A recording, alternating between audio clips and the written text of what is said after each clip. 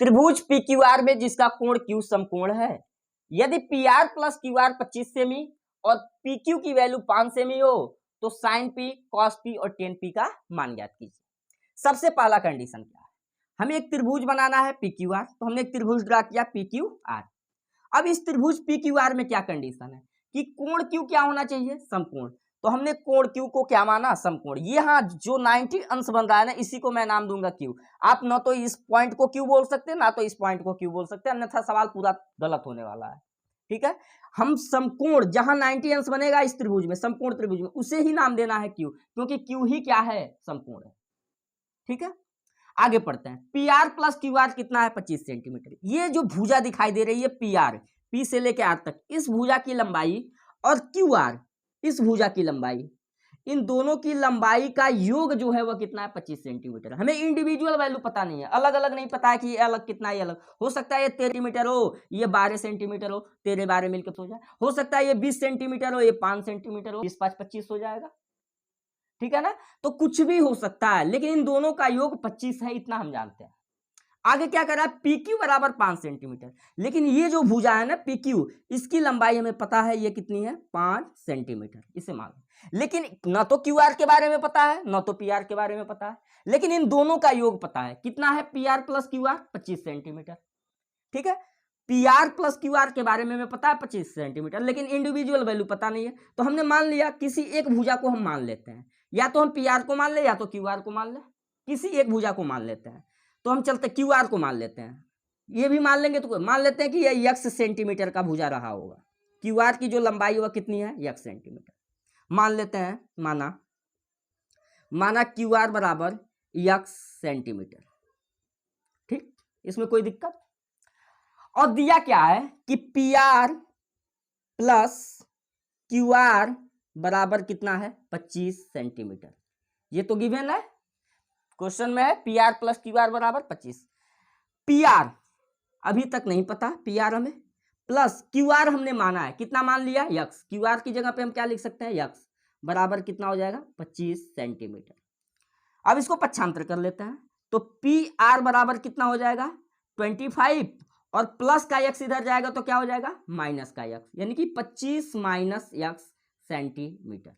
यानी कि ये जो लंबाई है वह कितना है, 25 माइनस यक्स, क्योंकि दोनों का योग 25 था, एक यक्स है तो एक 25 माइनस यक्स होगा, ये जाहिर सी बात है, अंडरस्टैंड।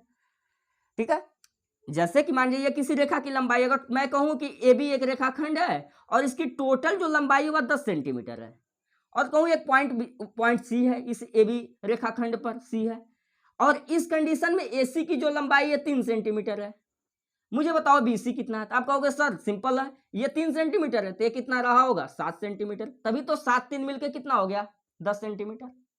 तो कर क्या रहे हैं, वास्तव में कुल लंबाई में से एक पार्ट वाली लंबाई को घटा दे रहे हैं, तो हमें दूसरा पार्ट मिल जाएगा। टोटल में से पहले भाग को घटा देंगे, दूसरा भाग मिल जाएगा। सेम उसी तरह से यहां है, इन दोनों का टोटल कितना है, पी आर और क्यू आर का टोटल कितना है, 25। तो एक भाग अगर x है तो दूसरा भाग कितना होगा, 25 माइनस x, तो वही आया। लेकिन हम डाटा लिखेंगे, ये सब दिखाना पड़ता है, ठीक है, एग्जाम में। यानी कि हमें पी आर मिल गया 25 माइनस एक्स। अब एक समकोण त्रिभुज बन गया जिसमें हमें तीनों भुजाओं की लंबाइयां पता है, क्यू आर, पी आर और पी क्यू, लेकिन इसकी एग्जैक्ट वैल्यू पता नहीं है इन दोनों भुजाओं की। तो हम पाइथागोरस प्रमेय लगा के और एग्जैक्ट वैल्यू पता कर लेते हैं। कहेंगे समकोण त्रिभुज पी क्यू आर में, समकोण त्रिभुज पी क्यू आर में, हम जानते हैं कि पाइथागोरस प्रमेय कहता है कि सबसे बड़ी भुजा का वर्ग अन्य दो छोटी भुजाओं के वर्गों के योग के बराबर होता है। तो कहेंगे पाइथागोरस प्रमेय से क्या होता है, पाइथागोरस प्रमेय, सबसे बड़ी भुजा का वर्ग यानी कि पी आर का वर्ग। पी आर सबसे बड़ी भुजा है, 90 अंश के सामने वाली भुजा को कर्ण कहते हैं, कर्ण ही सबसे बड़ी भुजा होती है, तो पी आर का वर्ग बराबर होगा क्यू आर का वर्ग प्लस पी क्यू का वर्ग, पी क्यू का वर्ग प्लस क्यू आर का वर्ग। आप इसको इंटरचेंज भी कर सकते हो, कोई दिक्कत नहीं है, क्योंकि जोड़ क्रम विनिमय नियम का पालन करता है, ऐसा आप जानते हो। पी आर का वर्ग, पी आर की वैल्यू है कितनी, 25 माइनस एक्स, ये पी आर जो लंबाई हो कितनी है, 25 माइनस एक्स का होल स्क्वायर। बराबर पी क्यू की लंबाई कितनी है 5, तो ये हो जाएगा 5 का वर्ग प्लस क्यू आर को हमने माना था कितना x, तो x स्क्वायर। और इसे तोड़ते हैं, a माइनस बी का होल स्क्वायर क्या होता है, a माइनस बी का whole square a square, a minus B का होल स्क्वायर होता है a square plus B square minus 2ab, ये होता है फार्मूला, आपने पढ़ा होगा, छोटे क्लासों से पढ़ते चले आएंगे, क्लास 6, 7, 8 हर जगह मिलता है आपको। a माइनस बी बहुत आसान है, a माइनस बी का होल स्क्वायर बराबर a square plus B square minus 2ab। a square यानी कि 25 का स्क्वायर, 25 का स्क्वायर कितना होता है 625, 25 गुणे 25 प्लस बी स्क्वायर, बी की जगह पे कितना है x, तो x का स्क्वायर माइनस 2ab, 2 इंटू ए इंटू बी, 2 गुणा 25 गुणा x, 25 गुणा 50x, ठीक है, तो यहाँ पे हो जाएगा 50x बराबर 5 का वर्ग कितना होगा 25 प्लस x स्क्वायर, यहाँ देखिए x स्क्वायर इधर प्लस का, ये x स्क्वायर प्लस का कैंसिल हो जाएंगे, ठीक है, ये प्लस का x स्क्वायर इधर लाओगे तो क्या होने वाला minus x square plus x square मिलकर 0 ही तो बनाएंगे, तो यहीं पे डायरेक्ट कैंसिल कर देते हैं, x स्क्वायर से x स्क्वायर कैंसिल आउट हो गया, ठीक है। अब इसको 50 कर, प्लस 25 इधर आएगा तो क्या हो जाएगा माइनस 25, 625, और ये प्लस का 25 इधर आया तो क्या हो गया माइनस का 25, 625 माइनस 25 बराबर ये प्लस का माइनस का 50x, RHS में जाएगा तो क्या हो जाएगा प्लस का 50x, 625 में से 25 घटाएंगे कितना हो जाएगा 600 बराबर कितना हो गया 50x, ठीक है। अब x की वैल्यू निकालना है, x से 50 गुणा के रूप में है तो इधर आएगा तो क्या हो जाएगा भाग, तो 600 बटे कितना हो जाएगा 50, 0 से 0 कटा, 12 पच्चे कितना होता है 60, यानी कि x की वैल्यू कितना आ गया 12, x की वैल्यू कितना आया 12। x हम क्या माने थे भुजा क्यू आर की लंबाई, यानी कि जो क्यू आर है क्यू आर बराबर हो गया 12 सेंटीमीटर, अगर यह 12 है तो यह कितना रहा होगा 13, क्योंकि दोनों का योग कितना था 25, पी आर और क्यू आर का दोनों का योग कितना था 25, तो एक 12 है तो ये कितना रहा होगा 13, तो क्यू आर 12 सेंटीमीटर है, इसलिए जो पी आर होगा वह होगा 25 माइनस 12 यानी कि 13 सेंटीमीटर, 13 सेंटीमीटर। इस भुजा की लंबाई हमें पता चली गई 13 सेंटीमीटर, इस भुजा की लंबाई पता चल गया कितना 12 सेंटीमीटर, मैं यहाँ लिख देता हूँ 12 सेंटीमीटर, ठीक है। ये P R 13 centimetre, Q R 12 centimetre. अब आगे देखते हैं, आप स्क्रीनशॉट ले लें, मिटा दूं।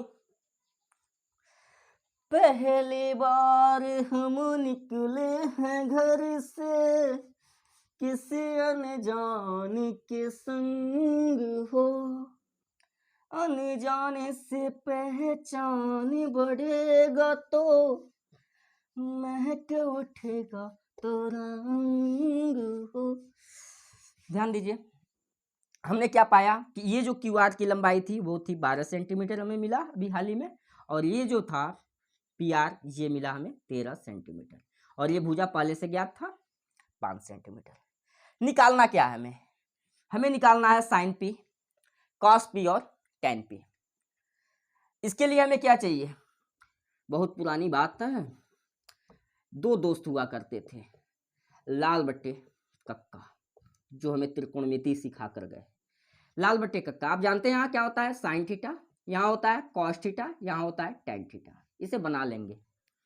साइन का उल्टा क्या होता है कोसेक थीटा, कॉस का उल्टा क्या होता है सेक थीटा, और टेन का उल्टा क्या होता है कॉट थीटा। यहाँ से सहायता लेंगे, अच्छे दोस्त हैं हमारे।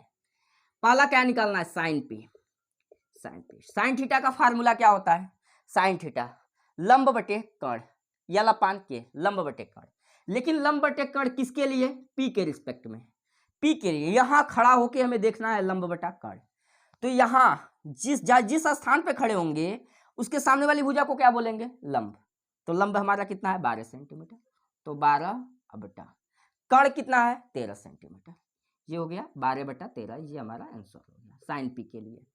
और कॉस पी निकालते हैं, कॉस थीटा क्या होता है आधार बटे कर्ण, ये आधार बटा कर्ण कहां से देख रहे हैं पी से, पी पर खड़े हैं, पी पे खड़े होकर आधार बटा कर्ण, सामने वाली भुजा तो लंब हो जाएगी तो आधार क्या हुआ 5 कण कितना है 13। ये तो अपने जगह पे होता है, बदलता नहीं कण 13 सेंटीमीटर। और tan p निकालते हैं। tan थीटा का फार्मूला क्या होता है? tan थीटा लंब बटे आधार, किसके लिए? p के लिए। लंब क्या होगा? सामने वाली भुजा 12 बटा आधार क्या होगा? आधार है आपका 5, ये हो गया 12/5। समझ में आया? स्क्रीनशॉट ले लें।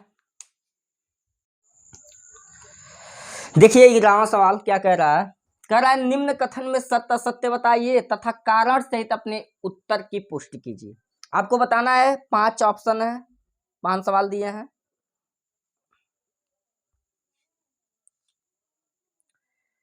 देखिए 11वां सवाल क्या कह रहा है? निम्न कथन में सत्य असत्य बताइए तथा कारण सहित अपने उत्तर की पुष्टि कीजिए।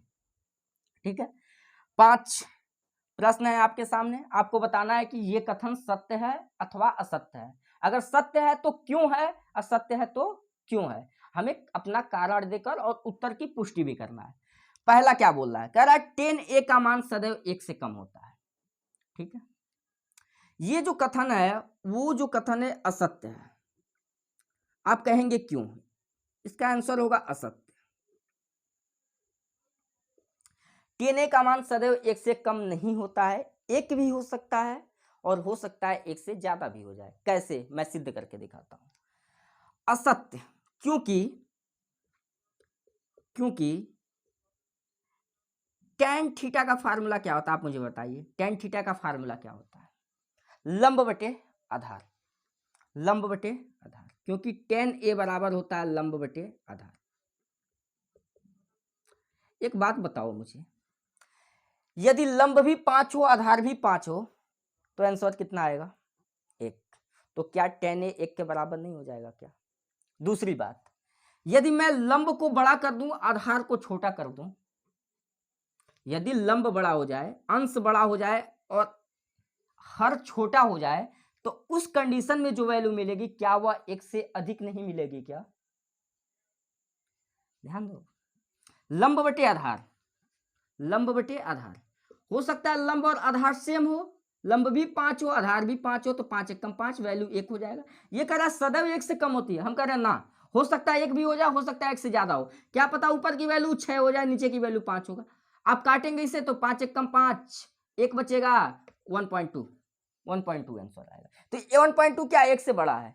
तो हो सकता है अगर लंब बड़ा है आधार से या लंब आधार के बराबर हो गया, उस कंडीशन में जो वैल्यू होगा 1 भी हो सकता है और 1 से बड़ा भी हो सकता है, जरूरी नहीं कि हर बार 1 से छोटा ही हो। ठीक है, तो कह सकते हैं कि ये कथन असत्य है क्योंकि tan a बराबर लंब बटे आधार, यदि लंब जो है वो बड़ा है या बराबर है किसके? आधार के, तब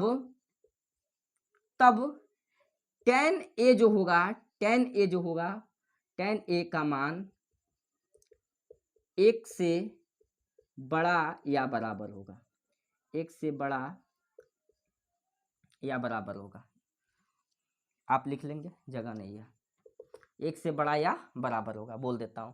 यह सत्य है क्योंकि tan a बराबर लंब बटे आधार, यदि लंब जो है या तो बराबर हो जाए आधार के या उससे बड़ा हो जाए, आधार से बड़ा या बराबर, ये दिखा रहा हूं, ग्रेटर देन और इक्वल, तब tan a का मान 1 से बड़ा भी हो सकता है और बराबर भी हो सकता है, जरूरी नहीं कि हर बार क्या हो 1 से कम। दूसरा कंडीशन, दूसरे का आंसर देखते हैं। कह कोणे के किसी मान के लिए sec a बराबर 12/5। sec थीटा का फार्मूला क्या होता है? कर्ण बटे आधार, कर्ण बटे आधार। ये कथन सत्य है, कैसे? आइए समझाते हैं। क्योंकि sec a अर्थात sec थीटा बराबर होता है कर्ण बटे आधार, कर्ण बटे आधार, कर्ण बटे आधार हमने लिख दिया। एक बात बताओ मुझे, ये कर्ण है, कर्ण की जगह पे कितना है 12, आधार की जगह पे कितना है 5, और जाहिर सी बात है कि आधार से हमेशा कर्ण क्या होता है? बड़ा ही होता है, और यहां दिया भी है, ये कर्ण जो है 12 है, आधार कितना है 5 है, कर्ण बड़ा होना चाहिए और कर्ण बड़ा दिया भी है, इसलिए ये कथन सत्य है। किसी कोण थीटा के लिए, किसी कोण ए के लिए ये पॉसिबिलिटी बनती है कि इसकी वैल्यू क्या हो जाए, 12/5 हो जाए। यदि यही 12 नीचे होता, 5 ऊपर होता, तो हम कहते आधार बड़ा हो गया, कण छोटा हो गया। कण तो हो ही नहीं सकता छोटा, क्योंकि कण सबसे बड़ी भुजा होती है। उस कंडीशन में सवाल गलत हो जाता, असत्य हो जाता। अभी ये सत्य इसलिए है क्योंकि कण बड़ा दिया है, आधार छोटा दिया। पॉसिबल है क्योंकि से के बराबर कण बटे आधार। यदि कण क्या है, बड़ा है किससे, आधार से, तो ये पॉसिबिलिटी बनती है कि हाँ ये सत्य है भी। कण बड़ा है क्या, आधार से। दूसरा, तीसरा देखते हैं। कॉस ए कोण ए के कोसिकेंट के लिए प्रयुक्त एक संक्षिप्त पद है। सबसे पहले 6 त्रिकोणमितीय अनुपात का पूरा नाम जान लीजिए। जो हम SIN लिखते हैं, इसका जो फुल फॉर्म है वो है SINE। साइन ही पढ़ा जाता है इसको भी। दूसरा, कॉस जो होता है, इसका जो फुल फॉर्म है वो है कोसेंट। कोसेंट COSENT, कोसेंट होता है।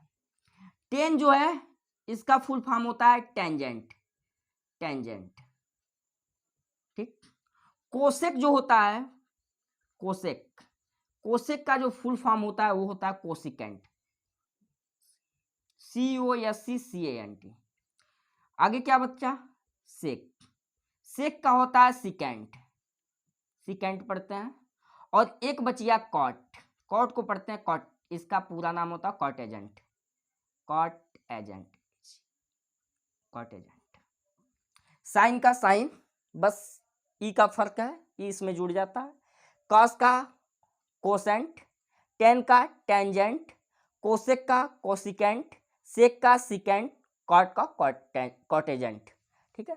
और यहाँ क्या कर रहा है, कॉस एक कोण एक कोसिकेंट के लिए प्रयुक्त एक संक्षिप्त पद। कोसिकेंट किसके लिए है, कोसिकेंट का जो संक्षिप्त पद है वो क्या है, कोसेक। कोसिकेंट का संक्षिप्त रूप है वो है कोसेक। यहाँ क्या कर रहा है, कोसिकेंट का संक्षिप्त रूप जो है वह कॉस है ना। कॉस का तो संक्षिप्त रूप क्या होता है, कोसेंट होता है। इसलिए क्या है, असत्य है। तो इसका आंसर जो होगा वो होगा असत्य। क्यों, क्योंकि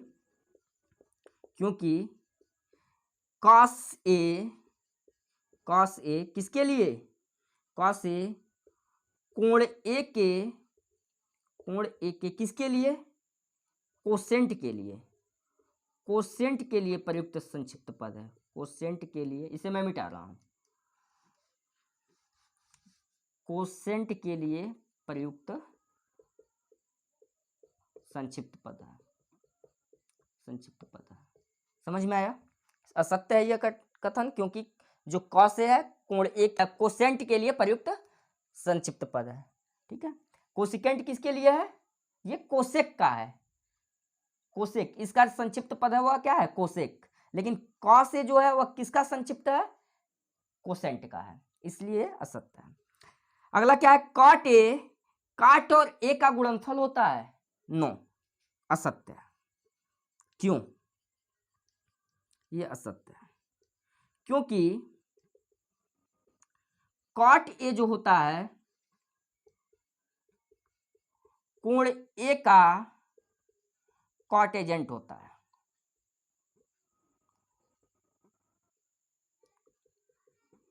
क्योंकि कॉट ए कोण ए का कॉटेजेंट होता है, न कि इनका गुणनफल होता है।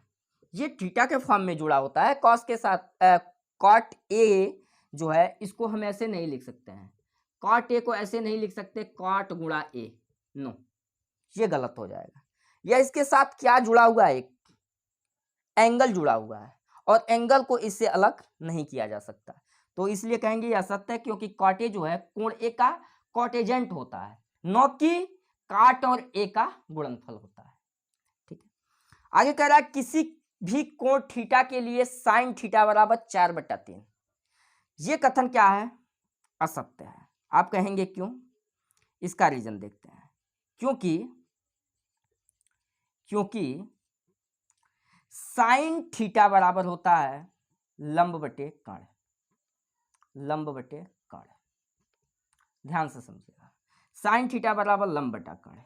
यहां लंब कितना है, 4, और कर्ण कितना है, 3। लंब 4 कर्ण 3, क्या ये पॉसिबल है? क्या ये पॉसिबल है कि किसी समकोण त्रिभुज में कर्ण 3 हो तो लंब 4 हो जाए? हम जानते हैं किसी भी समकोण त्रिभुज में कर्ण ही सबसे बड़ी भुजा होती है, लेकिन यहाँ क्या हुआ है, कर्ण को छोटी भुजा दिखाई गई, तो ये पॉसिबिलिटी नहीं बनती है कि किसी कोण थीटा के लिए साइन थीटा 4/3 हो भी जाए, पॉसिबल नहीं है। अगर यही 3 ऊपर होता 4 नीचे, लंब बटा कर्ण, तब कर्ण 4 बन जाता, तब पॉसिबिलिटी बनती थी, लेकिन इस कंडीशन में पॉसिबिलिटी नहीं बनती है, क्योंकि साइन थीटा बराबर लंब बटे कर्ण, कर्ण बड़ा होना चाहिए लेकिन यहाँ कर्ण छोटा दे दिया लंब से, क्योंकि साइन थीटा बराबर लंब बटे कर्ण, यहाँ लंब जो है वो बड़ा दिखाया गया है कर्ण से, लंब बड़ा है कर्ण से, इसलिए ये कथन क्या है, असत्य है। होना क्या चाहिए, लंब छोटा होना चाहिए कर्ण से। ठीक है, तो ये थे आपका प्रश्नावली 8.1 पूरी तरह से समाप्त हुआ। आप चैनल को सब्सक्राइब कीजिए और ज़्यादा से ज़्यादा शेयर कीजिए। यदि आप चाहते हैं हमारे साथ जुड़े रहना तो चैनल के प्लेलिस्ट को फॉलो कीजिए। धन्यवाद।